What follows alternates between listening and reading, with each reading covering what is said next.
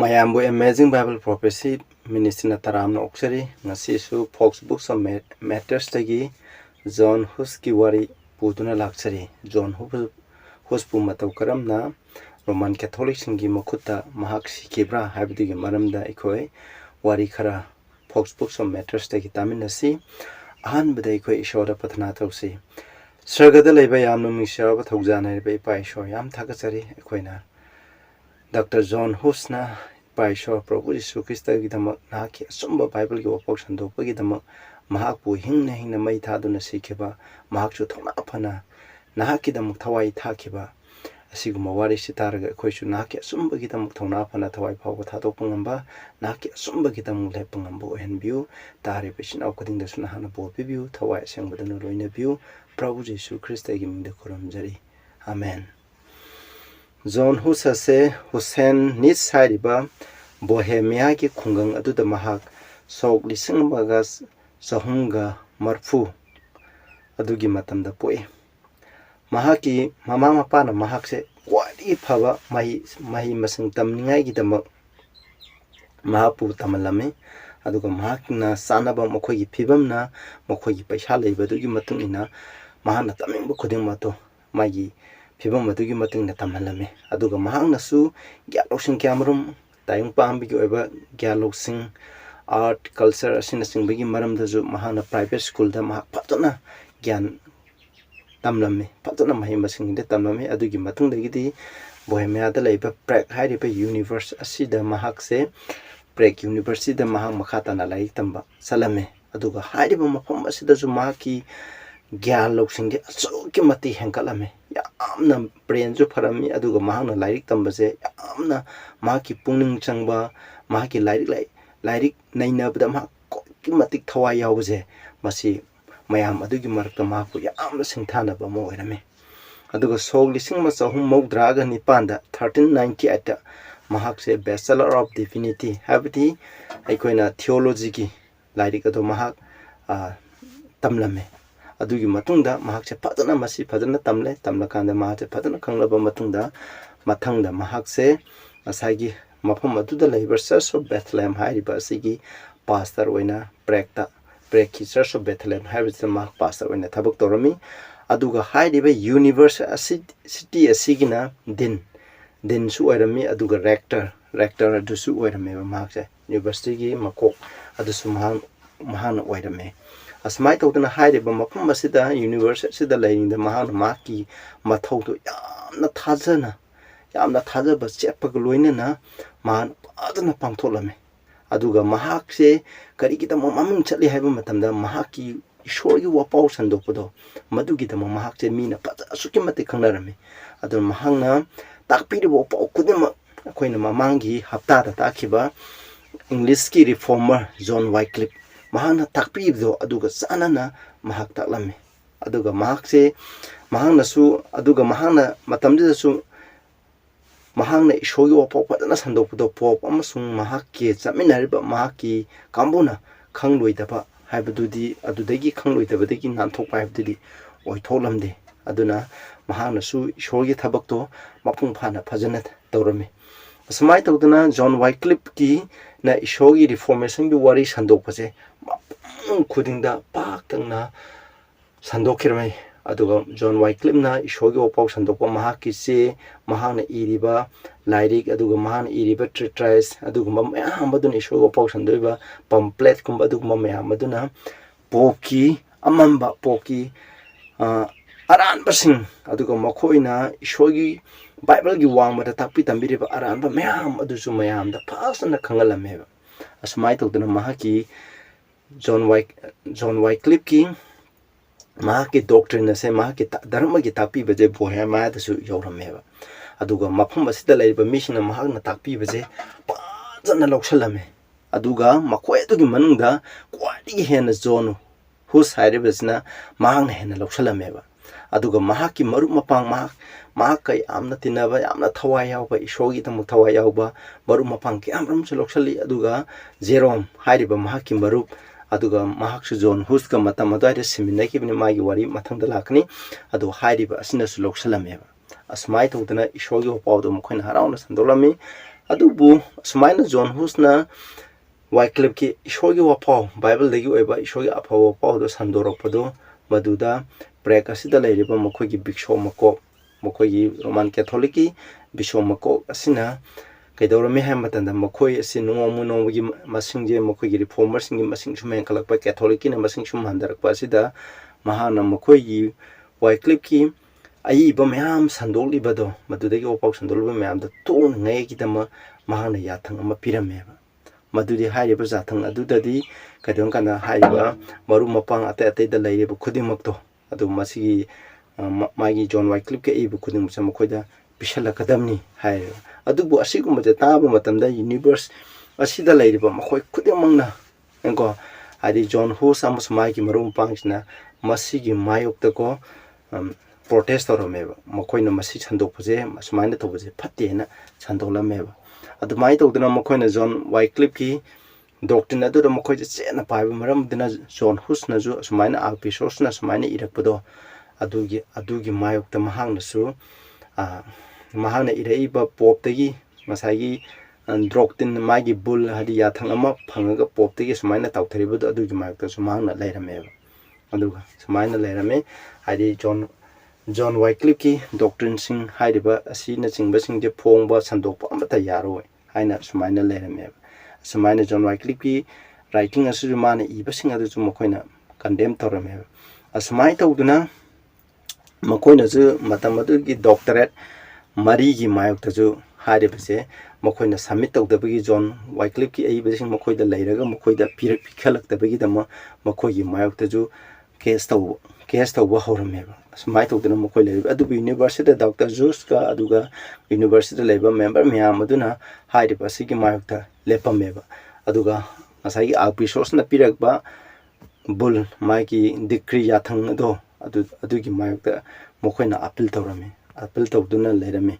aduma post maina hairiba sigumba thabakse popta khangre aduga popna hasi yengsaningai gi dama makoina commission ama tawrame mokoi yengsinaba ma semame adu hairiba sigi luchingbana cardinal colonna na orami adu hairiba commission asida haibache John Huss se Rome da masamuk laklaga masamuk poki mamangda mokoi gi court adugi Rome gi poki mamangda Rome gi court ki mamangda mahang masamungna mahangna takpi tamdi adugi mayokta makse defend tawgadami masana ngakthoksagnaba anada main hairameba magi pakum monde sidiba manan mayam dugi dama mamna aramba sandoi haibido adugi maramda mana pakum pinaba adugi hairame adugu John Huss na di masi mahangna Rome da satpa haje ma pamamdeba aduga mahangna di masiguma wayan tawga taraju Bohemia da ma chathaba palmi aduga mafam masigi leiriba ningthau Wenceslaus aduga Maharani aduga makoi angam mathosing universe asida leiriba makoi punamungna makoina asigumba yathang popna piriba yathang je masi tokpinaba masi cancel tongnaba kan hairameba aduga mahakin thole Bohemia da leiba ningthau Bohemia da leiba misingje aramba poksan doina maran sibje masi tokpinaba hairameba Bohemia da leiba misingje ishogi aphaw pokje lai khonmum churchsingda maning tamna sandongnaba admaina hairameba aduga makoi asigi damang makoina din ahum khallaga ngasagi John Huss ki damak magi damak makoina cardinal colonna gi mamangda makoina lepameba aduga makoina John Huss yaudabida makoina John Huss ta hangatabudo John Huss ki misang oirka makoina pakum piningai gi leirame adubu cardinal aduna mahana hairame John Huss se asuki mati mangakanba yamna haiba indaba nupa amani aduna mahakse mahangna tawba adugi matungna mahak church tagi tanthoe Roman Catholic Church tagi mahak tanthoe adu mahana university thabak tawrido yararoi adumaina hairameba aduga hairiba protocols ne ngasagi din ahum asina ju pop ki mamangda popta appeal tawrameba aduga makoina ju cardinal mari amu pomna cardinal mari hape halaga hairiba du yengsanaba hai adu hairiba cardinal mari asimangna su ngasagi mamangda pikiba cardinal colonna na pikiba warepto adumuk adum tarameba aduna John Huss amasung mahaki matung inba mi phung kudimukche ngasagi universe asidagi marcha tante sumai tawdana sigumba niyom sumdaba asigumba thabak wahen asigidamak mahana atopa council amada John Hussna amuk mahana appeal tawrame adubu mai papa ngamamde yengchin binaba haijarame mai papa ngamamde adudagi mahakse mahaki church prexta leiba mahaki church adudagi ma tantobani na huji mahaki khungang masagi Hussenitz hariba mafam mahaki pongnafam lamdam asida hale adu hariba mafam asida mahakna takpiba dharmagi anauba singje mahana church ki pulpit agi amasung iraga kolomna iraga sandokpa kanna hurameba aduga mahana chitti kyamarum jigo asang asang basiti kyamarum mahana iramme aduga mahana aduga mamda punjalaga pamphlet kumba lairik masa gumna sumaina kyamarum jumana pholameba aduga protection singna na pariba lairik sing protection sing asije masibu khoina yaro yadaba tawroidabani aduga John Wickliffe ki lairik hadi khoina Trinity gi maramda mana iba lairik ase masibu sumana defend tawraga thoma phana ko masi irame aduga mahana su poki phataba pap sing garden singi clery singi mokogi lawnam mokogi karap oiba mokogi amotpa aramba takpiba mayamdu suma masigi mayakta maha irameba aduga mahana kamram su irammi hay aduga mahana mahaki mareje bible degi oiba mareje amna fajana chena fajana mahaki doctrine ado sandon ngai gi dama aduga sanana fajana irameba sumaina sandolami adubu so lising ma samli taramari 14 gi November thada achoba koina council ama makoina Germany gi Constance haidiba mphum asida kaurameba haidiba makoina ta tawbani mai council haidiba council gi moroina kanagadabdi pop ki mayokta leba mi hum waini ngai gi damangtani maduda maksu yauni ngai gi dam hairameba adubu asengbaidi makogi pan council ase kobagi pandam di reformation Ishorgi church awonba Roman Catholic church ki ahonba mayam porok protection lakpaje masigumbaje muthat ningai gi pandam daneba asmai tawdana John Huss hairepa council asida masu laknaba hairame aduga maha mongonda ju pungning thogalame sumaina lao na hairameba aduga ningthaunasu kasai gi Bohemia gi ningthauna ju maha pu asoengam yaudana phaba punba yadana ba makhoigi adugumba self conduct adugumba pirameba Smai tawdana adu mahaku ikai khunab jurame smai tawno John Huss mahana lambi da lai aduga mana khanba matamda German da leiba misina mabu taramna oidra mabu tatita oina tawgdra haina ma khalambane ba adubu mahana German gi shahar sing da mahana sangakpa matamda di mafam adu da leiramba miyamna mahku asukke mati tha wang thangatuna ko hauna mabu taramna olamme ba aduga minungsi thaujan ga loina na ko mana hairame adubu adu makoi mangonda ma misingna do main taropodo ma ki waina ko phongdokpa ngamde sumai tawdana mana sumna hai ko aina khalambadi aije langchek piraba kana su ya bidarba mi amo ina khalambani adu aidi hoji aigi marup ko Bohemia da laiba mising adu digi hena German da laiba mising jina aigi asengba marup haibdo oirame hai ko aduga Bohemia da laiba mising adudi aigi yengnaba ngata aina ayama oire German asina aigi marup mapang oibdo helena mana asumai na hairame aduga Constant hariba mafam asida yawbo matanda mahakse saharjidagi khara lapa adi mayamdagi hamda chakhotaba sahar amada mahak lairame matam asida maha pothare aduga mabu waini ngai gi damak lakpa nupa je Stephen Pales haiba nupa se masim mokoigi Prague ta leiba mokoigi Roman Catholic ki mokoigi purohit singna khanbane adubu mahapu mateng pangngai gi dama atopa amazu Michael D cases haiba nupa se asumana join torame mokoina masagi wain thabak do tawningai gi dama John Huss ki mayokta lem ngai gi dama mokoina loina ma ki paper sing adudi khantoga chena ni phum tudegi khantoga ma thorang tawduna leiramane asmai thona mahak se sumaina ma thungkhre aduga khan mokogi sahara amada adugumba German gi khonda sahara amada mahak leire taba matan mokoina mafam aduda chatlaga mahakpu kudakta mahakpu pharameba aduga mokoi konungda pore mokoi prison da kaisum thangda thameba asmai tawdrung asaina pi kiba mokoi law waina to loina thugairaga ningthona pi kiba myam da thugairaga mapu pharameba asmai tawdana ningthaw adubu ningthona jum madugumba thabak to tawdana ngai gi da mana haije adubu sunaya ba haibdo tawramdreba aduga mokoina ju haiba mising asina John Wickliffe ki doctrines ado maran sirami aduga akoina mamangda chakre hairiba maki masa adusu lebak tawthuoga mai tharaga mangan gibagi wari akoina mamangda tawkre asiba masa adu sahi nifu taruki matung adwaida makse kothoga magi sarudo mai tharaga kai khumnadaba ado dumaina tawkhibaneba asmai tudram na tawramiko adugi wari do akoina jo dumaina tawe aduna masagi Bohemia da laiba mission na so hai mahak pu maran si John Huss pu maran si dringe da mahak se hana mahak na kari hai bra hai tabum thok tabra hai na asmainer commission aduda hairame adugi matung da mahak se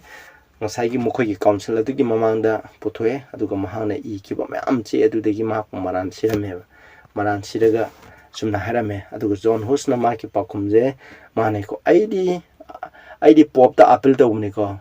who being that asibo pop da ina appeal da umni aduga mahang na aigi maram je kari amata khoina khandana ko kaisu khanbidana leire asmai tawduna mahaki matung inba kon John 13 daju aina asigumba je chawrangna sahi ani gi matam asida mangonda so appeal da ubne adubu aibu ayaba pibidre aigi defense tawningai gi ayaba su pibidre ana aduna ai hojikti aigi wayan je kwadi achobo wayan mapu krista da wana sinare na sumaina hairameba aduguma magi waising ase taba matanda mising aduna ko mabu nongnarame aduga mongondo jarame nang popna nang bu copy khrabo pomna nang bu yabira bai mana pakum pi ko yade mana copy ba adugum madu leite hai aduga mahana so hai aina na koi myang mamangda aina chena thamjari madudi khoina kristagi makhada aina appeal tawjari habne aduga mangonda di misang mikhai naiba karimta leite haujina khoina sida leiri bajidi misang mikhai naiba aranba tawba aduna asengbodo achumbu namthatna bo honda bo ngaktane adubu kristagi mafamde adugumba leite aduna ai kristagi kwatigi wangba wayan mapu kristada ai sinajari sina mana sumna hairameba mana di ai usumna wayan bigini na hairame aduna mongoda maran sibu khuding do mongoda haiba matanda mana amta yade aduna mana hairibu khudimak taklibu khudimuse achumbani John Wickliffe na hairamba khudimuse achumbani na hairameba aduga adu mana yadrame maram moidina mokhoine mapu haningai gi de mokhoi stek hadi yot maki akoina utub am chai sing paira kanda madu da kiraga ukhongam da kiraga mapu hingna hina mai thagadamne adugum mafam aduda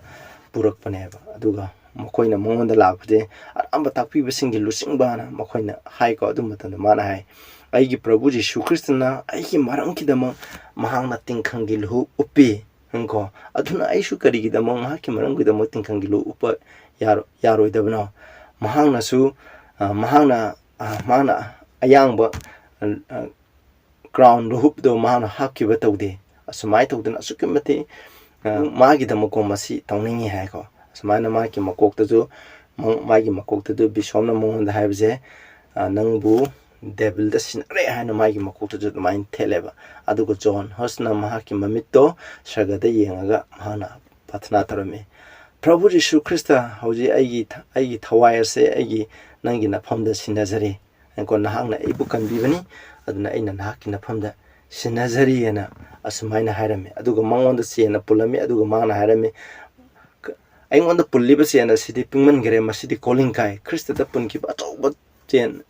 ando adudagi hena sawbo ena pimbiu Krista da punki badudagi aigi sne hena pikre na mana asumaina hairame samai tore adugo maiki masaje koina hingna ko maje nangna haiba aramba che takpiu haina aranbani haina hairaga mai masaje mai churaga maje hingna thabane ba adu matamda mahana maina maigi masabu yomjalaba matamda mana karisu na sungba phawgide adugi mohta mana sakpa iseje Jesus thou son of David have mercy on me hangon David ki masano pa Jesus Christ ai bthaujan biu haina mana masigi iseje saga maina sakimati waira su mongonda tengthaba waba kemtalde sai saga ko mana sidi phawa magi thawai do thadi phawa Jesus thou son of David have mercy on me have isheje saga magi roiba masado maina tumna chak phawa magi thawai thadi phawa mana sumaina Prabhu Jisu Krista gi damang mahangna isai saga magi thawai ado thakirameba sumaina John Huss na Prabhu Jisu Krista ngi thawai dai mana ꯑꯁꯨꯛꯀꯤ ꯃꯇꯤꯛ ꯊꯧꯅꯥ ꯐꯅ ꯑꯀꯤꯕ ꯌꯥꯎꯗꯅ ꯄ꯭ꯔꯚꯨ ꯖꯤꯁꯨ ꯈ꯭ꯔꯤꯁꯇꯒꯤ ꯊꯋꯥꯏ ꯊꯥꯕ ꯑꯗꯨ ꯎꯕ ꯃꯇꯝꯗ ꯂꯦꯝꯍꯧꯔꯤꯕ ꯃꯤ ꯀꯌꯥ ꯑꯃꯁꯨ ꯃꯍꯥꯛꯀꯤ ꯃꯇꯨꯡ ꯏꯟꯕ ꯃꯤ ꯀꯌꯥ ꯑꯃꯁꯨ ꯊꯣꯛꯂꯛꯑꯦꯕ ꯑꯗꯨ ꯃꯤ ꯑꯃ ꯁꯤꯈ꯭ꯔꯒ ꯃꯤ ꯃꯌꯥꯝ ꯊꯣꯛꯂꯛꯑꯦ ꯖꯣꯟ ꯍꯨꯁ ꯁꯤꯕꯁꯤꯅ ꯃꯥꯒꯤ ꯃꯔꯨꯞ ꯖꯦꯔꯣꯝꯁꯨ ꯃꯥꯒꯤꯗꯃꯛ ꯊꯋꯥꯏ ꯏꯁꯣꯔꯒꯤꯗꯃꯛ ꯊꯋꯥꯏ ꯊꯥꯏ ꯃꯊꯪꯗ ꯃꯥꯒꯤ ꯋꯥꯔꯤ ꯇꯥꯖꯩ ꯑꯇꯣꯞꯄ ꯃꯔꯨꯞ ꯃꯄꯥꯡ ꯀꯌꯥ ꯑꯃꯁꯨ ꯑꯗꯨꯅ ꯃꯍꯥꯛꯅ ꯁꯟꯗꯣꯛꯂꯤꯕ ꯋꯥꯄꯥꯎꯁꯦ ꯃꯁꯤ ꯑꯁꯦꯡꯕꯅꯤ ꯍꯥꯏꯕꯁꯤ ꯂꯩꯌꯦꯕ ꯏꯆꯤꯟ ꯏꯅꯥꯎꯁꯨ ꯑꯩꯈꯣꯏꯁꯨ ꯍꯧꯖꯤꯛ ꯑꯔꯣꯏꯕ ꯃꯇꯝꯗ ꯍꯤꯡꯕꯅꯤ ꯑꯗꯨꯅ ꯏꯔꯥꯡꯅ ꯊꯧꯗꯣꯛ ꯋꯥꯊꯣꯛꯅ ꯃꯔꯝ ꯑꯣꯏꯗꯨꯅ ꯑꯩꯈꯣꯏꯗ ꯑꯌꯦꯠꯄ ꯑꯊꯤꯡꯕ ꯃꯌꯥꯝ ꯄꯤꯔꯤ ꯍꯧꯖꯤꯛꯁꯨ ꯄꯤꯔꯤ ꯑꯗꯨ ꯄꯤꯔꯤꯕ ꯑꯩꯈꯣꯏꯗ ꯑꯌꯦꯠꯄ ꯃꯌꯥꯝ ꯄꯤꯔꯒꯁꯨ ꯍꯥꯏꯔꯤꯕꯁꯤꯗ ꯑꯩꯈꯣꯏ ꯊꯧꯅꯥ ꯐꯅ ꯃꯥꯌꯣꯛꯅꯁꯤ ꯄ꯭ꯔꯚꯨ ꯖꯤꯁꯨ ꯈ꯭ꯔꯤꯁꯇꯒꯤꯗꯃꯛ ꯊꯋꯥꯏ ꯊꯥꯔꯕꯁꯨ ꯑꯩꯈꯣꯏ ꯊꯧꯅꯥ ꯐꯅ ꯊꯥꯁꯦꯕ ꯑꯩꯈꯣꯏꯅ ꯄ꯭ꯔꯚꯨꯒꯤꯗꯃꯛ ꯊꯋꯥꯏ ꯊꯥꯕ ꯍꯥꯏꯕꯁꯦ ꯑꯩꯈꯣꯏ ꯂꯦꯝꯅ ꯁꯔꯒ ꯐꯪꯂꯕꯅꯤ ꯑꯗꯨꯅ ꯖꯣꯟ ꯍꯨꯁꯀꯤ ꯊꯧꯅꯥ ꯑꯩꯈꯣꯏ ꯂꯧꯁꯤ ꯑꯗꯨꯒ ꯑꯇꯣꯞꯄ ꯃꯌꯥꯝ ꯖꯣꯟ ꯋꯥꯏꯀ꯭ꯂꯤꯞꯁꯨ ꯊꯧꯅꯥ ꯐꯅ ꯃꯥꯅ ꯁꯤꯈꯤ ꯑꯇꯩ ꯑꯇꯩ ꯃꯌꯥꯝꯁꯨ ꯋꯥꯔꯤ ꯂꯥꯛꯈꯤꯅꯤ ꯑꯗꯨꯒꯨꯝꯅ ꯑꯩꯈꯣꯏꯁꯨ ꯊꯧꯅꯥ ꯐꯁꯤ ꯈ꯭ꯔꯤꯁꯇꯥꯟ ꯑꯣꯏꯕ ꯍꯥꯏꯕꯁꯦ ꯈ꯭ꯔꯤꯁꯇꯥꯟ ꯙꯔꯃ ꯍꯥꯏꯕꯁꯦ ꯑꯆꯨꯝꯕꯅꯤ ꯑꯆꯨꯝꯕꯒꯤꯗꯃꯛ ꯑꯩꯈꯣꯏ ꯊꯋꯥꯏ ꯊꯥꯕ ꯄꯥꯝꯃꯨꯒꯨꯝꯁꯤ ꯑꯩꯈꯣꯏ ꯁꯔꯒꯗꯣ ꯑꯩꯈꯣꯏꯅ ꯄ꯭ꯔꯚꯨꯒꯤꯗꯃꯛ ꯊꯋꯥꯏ ꯊꯥꯕ ꯍꯥꯏꯕꯁꯦ ꯑꯩꯈꯣꯏ ꯂꯦꯝꯅ ꯁꯔꯒ ꯐꯪꯂꯕꯅꯤ ꯑꯗꯨꯅ ꯇꯥꯕꯤꯔꯤꯕ ꯃꯌꯥꯝꯗ ꯏꯁꯣꯔꯅ ꯕꯣꯔ ꯄꯤꯕ ꯑꯣꯏꯁꯅꯨ ꯑꯅꯧꯕ ꯃꯤ ꯑꯣꯏꯔꯒꯗꯤ ꯁꯕꯁꯀ꯭ꯔꯥꯏꯕ ꯇꯧꯕꯤꯌꯨ ꯑꯗꯨꯒ ꯀꯔꯤꯒꯨꯝꯕ ꯅꯈꯣꯏꯅ ꯕꯥꯏꯕꯜꯒ ꯃꯔꯤ ꯂꯩꯅꯕ ꯑꯦꯅꯤ ꯅꯈꯣꯏꯅ ꯆꯤꯡꯅꯕ ꯀꯣꯏꯁꯟ ꯂꯩꯔꯒꯁꯨ ꯍꯪꯕꯤꯔꯛꯑꯣ ꯕꯥꯏꯕꯜꯒꯤ ꯃꯇꯨꯡ ꯏꯟꯅ ꯐꯖꯅ ꯈꯟꯅ ꯅꯩꯅꯔꯒ ꯅꯩꯅꯃꯤꯟꯅꯁꯤ ꯊꯤꯗꯣꯛꯃꯤꯟꯅꯁꯤ ꯑꯆꯨꯝꯕꯗꯣ ꯊꯤꯗꯣꯛꯑꯒ ꯑꯆꯨꯝꯕꯗꯨꯒꯤ ꯃꯇꯨꯡ ꯏꯟꯅ ꯆꯠꯁꯤ ꯄ꯭ꯔꯚꯨ ꯖꯤꯁꯨꯅ ꯑꯅꯤꯁꯨꯕ ꯂꯥꯛꯄꯒꯤꯗꯃꯛ ꯊꯧꯔꯥꯡ ꯇꯧꯃꯤꯟꯅꯁꯤ ꯍꯥꯏꯅ ꯃꯌꯥꯝꯗ ꯍꯥꯏꯖꯔꯤ ꯄ꯭ꯔꯊꯅꯥ ꯇꯧꯁꯤ ꯁꯔꯒꯗ ꯂꯩꯕ ꯏꯄꯥ ꯌꯥꯝ ꯊꯥꯒꯠꯆꯔꯦ ꯖꯣꯟ ꯍꯨꯁꯅ ꯏꯄꯥ ꯏꯁꯣꯔ ꯅꯍꯥꯛꯀꯤ ꯑꯆꯨꯝꯕꯒꯤꯗꯃꯛ ꯊꯧꯅꯥ ꯐꯅ ꯅꯍꯥꯛꯀꯤ ꯑꯆꯨꯝꯕꯒꯤ ꯋꯥꯐꯥꯎ ꯕꯥꯏꯕꯜꯗ ꯄꯤꯕꯤꯈꯤꯕ ꯖꯣꯟ ꯋꯥꯏꯀ꯭ꯂꯤꯞꯅ ꯄꯤꯔꯝꯕ ꯑꯁꯤꯒꯨꯝꯕ ꯋꯥꯐꯥꯎ ꯑꯗꯨ ꯁꯟꯗꯣꯛꯇꯨꯅ ꯕꯣꯍꯦꯃꯤꯌꯥꯗ ꯑꯃꯁꯨꯡ ꯖꯔꯃꯟꯗ ꯂꯩꯕ ꯃꯤ ꯀꯌꯥ ꯑꯃꯔꯣꯝꯗ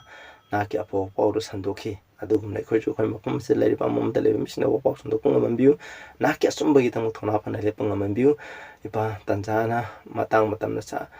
ꯃꯇꯝ ꯑꯣꯏꯗꯨꯅ ꯅꯍꯥꯛꯀꯤꯗꯃꯛ ꯊꯋꯥꯏ ꯊꯥꯔꯕꯁꯨ ꯊꯋꯥꯏ ꯐꯥꯎꯕ ꯊꯥꯕ ꯉꯝꯕꯒꯤ ꯊꯧꯅꯥꯗꯨ ꯄꯤꯕꯤꯌꯨ ꯑꯩꯈꯣꯏ ꯊꯥꯖꯕ ꯆꯠꯍꯟꯕꯤꯌꯨ ꯁꯔꯃꯣꯟ ꯑꯁꯤꯕꯨ ꯇꯥꯔꯤꯕ ꯖꯣꯟ ꯍꯨꯁꯀꯤ ꯋꯥꯔꯤ ꯇꯥꯔꯤꯕ ꯏꯆꯤꯟ ꯏꯅꯥꯎ ꯈꯨꯗꯤꯡꯗ ꯄꯨꯛꯅꯤꯡ ꯊꯧꯅꯥ ꯍꯥꯞꯀꯠꯄꯤꯌꯨ ꯊꯧꯅꯥ ꯐꯕ ꯍꯥꯏꯕꯗꯨ ꯑꯣꯏꯍꯟꯕꯤꯌꯨ ꯑꯆꯨꯝꯕꯒꯤꯗꯃꯛ ꯁꯤꯕ ꯀꯤꯗꯅ ꯂꯦꯞꯄ ꯉꯝꯍꯟꯕꯤꯌꯨ ꯄ꯭ꯔꯚꯨ ꯖꯤꯁꯨꯒꯤ ꯃꯤꯡꯗ ꯈꯨꯔꯨꯝꯖꯔꯤ ꯑꯃꯦꯟ